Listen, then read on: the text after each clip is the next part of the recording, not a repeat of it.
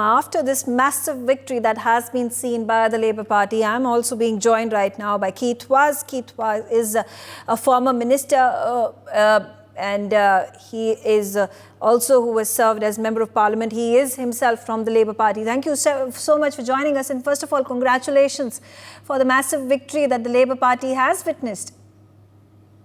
Just to clarify, I'm not actually in the Labour Party anymore. I'm in a party called One Leicester. But I'm very happy to take your congratulations because many of my friends are in the Labour Party. My sister's a Labour MP, and of course I know most of those who are going to serve in the cabinet. So I think everyone wanted a change. From the knocking on the doors that we did during the campaign, people wanted to move from the Conservatives to Labour, and that's what's happened. So we have a new Prime Minister, the sun is shining, the roads are still congested, we still have energy prices to sort out, but there is a new government. Okay.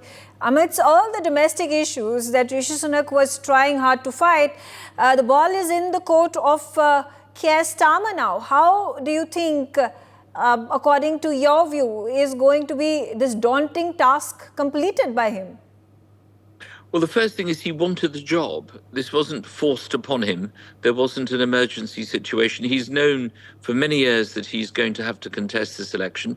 He obviously wants to do it well. So you're absolutely right. The same issues that confronted Rishi Sunak are going to be confronted by him, which is the cost of living crisis, migration, which is a big issue, the economy as a whole, other issues of that kind, security issues like Ukraine, like what is happening in the Middle East, in Gaza and Palestine.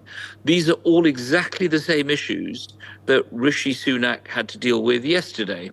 So he knows it's going to be tough, I'm sure, and he will have probably the same people who are going to advise Rishi Sunak will be advising him, because the civil service remains the same. It's just the politicians who change in the UK, and he will need to rely on their support and advice.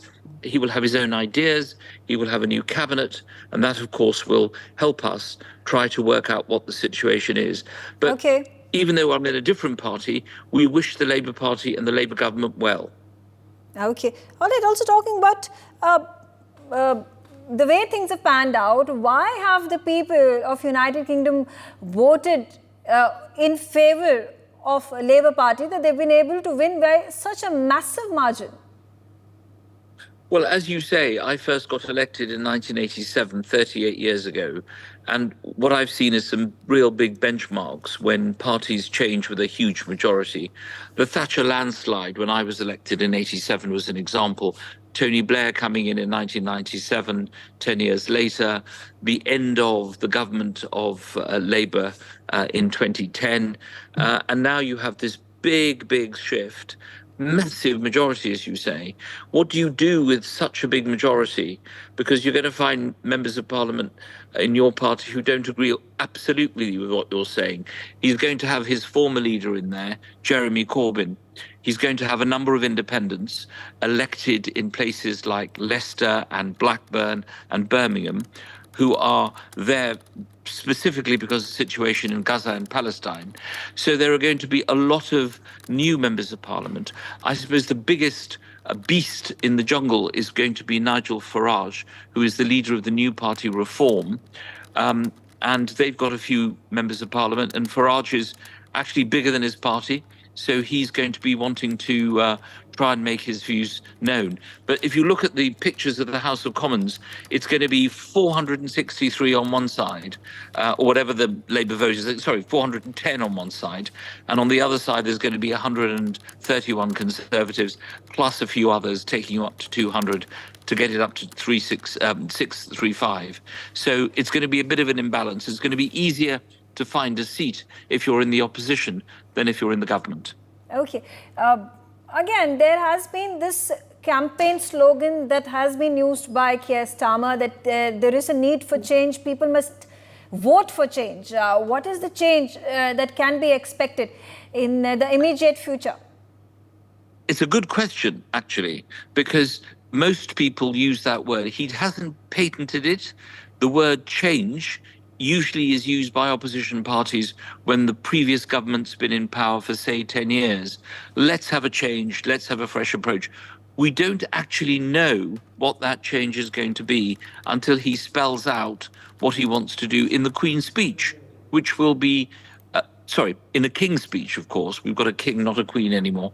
Next week, when Parliament reassembles, we will have the King's speech, and therefore an opportunity to hear what Keir Starmer and the new Labour government wants to put into legislation. That's going to be his first opportunity. Rishi Sunak, of course, will be on the other side because he is still the leader of the Conservative Party, and therefore he becomes the leader of the opposition, though he has said he will step down as soon as a new leader is elected. So it's clear that we want to know more detail about what Labour stands for. They're saying basically they're going to change everything that the government's going to do. So you're right to ask that crucial question. What is the change going to be? I think we'd all like to know that. Right, absolutely. Keith, also understanding, because of course India interests are foremost for us, and it will be interesting to see how Keir Starmer is going to have that bilateral relationship with Prime Minister Narendra Modi, keeping in mind the free trade agreement, which is still not being signed. It has not materialized, was fraught with a number of issues that had been raised by both parties. You're absolutely right. And to compound this has been the recent elections, for example, in a place like Leicester, where it seems that a lot of British Indians have cemented their relationship with the Conservative Party, whereas they used to be very strongly with the Labour Party. And he will have to deal with this issue, which is going to be very important. How do I reconnect with my British Indian electors and members? He has to complete this trade deal. We were promised under the last government that it would be completed, but it hasn't happened. And we need to make sure that it happens as quickly as possible. So I hope very much that we will conclude that in the first year. I hope that the new Prime Minister will visit India in the first year. I understood Rishi Sunak's excuse for not going over, if you want to call it an excuse. He had an election to fight. He was busy. He had to deal with the aftermath of becoming Prime Minister. Keir Starmer has 5 years ahead of him. I would ask and urge him to make his first international visit, not to Paris and not to Washington, but to New Delhi. If he did that, that would send a powerful message to the government of New Delhi, to the government of India, and to the British Indian community that Labour has tried to restore its relationship with the British Indians. Okay. I will encourage him to do so on Twitter. I'm not a member of Parliament now, so I can't go up and tell him. I think this is very, very important. It's going to be a benchmark for the next Labour government. Yeah, but it also was very apparent because during his campaign time, he was also visiting temples and he was speaking with the Hindu community wherever it was concentrated in the constituencies where the elections were being fought. And many of them have been won by the Labour Party MPs, candidates who've now become MPs. And I think they were already previous MPs. Okay, all right. But you know, while there has been a structural change and a change in the narrative and agenda and ideology of Labour Party, right from the time when it was Jeremy Corbyn to the contrast that is being brought out by the new Labour Party under Keir Starmer, when it comes to India particularly is what I'm talking about, because there had been a very extremist view of Jeremy Corbyn against India over the Kashmir matter. But when it comes to the Khalistani issue, concerns continue to be raised in India of how the Labour Party, how Keir Starmer is going to handle that, because there seems to be some sympathy that is shown by the Labour towards the Khalistani extremists. I think you're right on the second point. He does need to clarify that, because this issue was raised during the election campaign here in Leicester. But on the first point, I disagree with you. I don't think that there's effective clarity. As part of the policy of the Labour Party, it now still remains the case that there is a resolution there which calls for self-determination.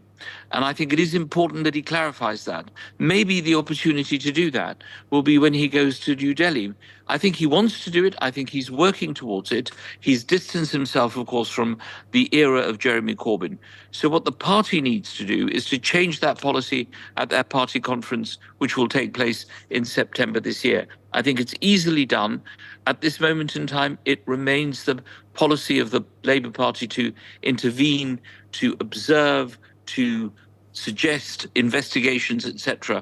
So let's get that clarity done, and let's get it before he goes to India to meet Narendra Modi. Okay, all right. Thank you, Keith Voss, for joining us and sharing your views on the matter. I'm also being joined by Chris Blackburn. He's an international and security expert. And Chris, the same question to you. How do you view the results that have come out, where a drubbing that has been witnessed by the Conservatives at the hands of Labour?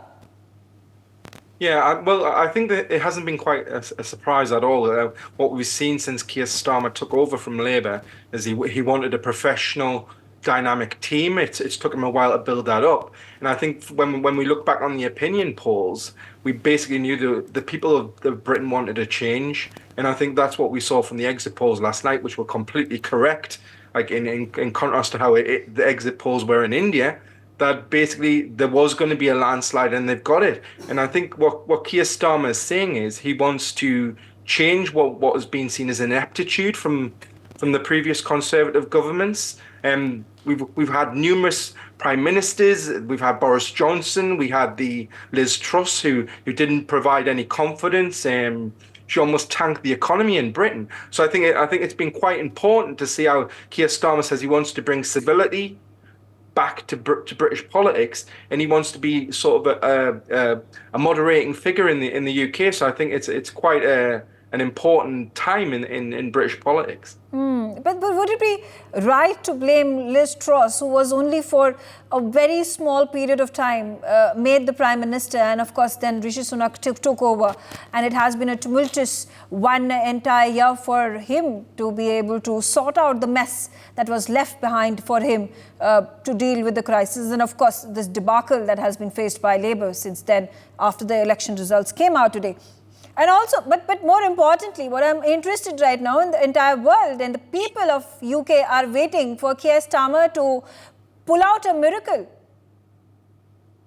Yeah, I think what happened, I think it was quite unfair for Rishi Sunak to take over from Boris Johnson and Liz Truss. He's actually tried to stabilise things, but the British public, at the end of the day, they wanted change. And unfortunately, Rishi Sunak couldn't turn things around in the polls.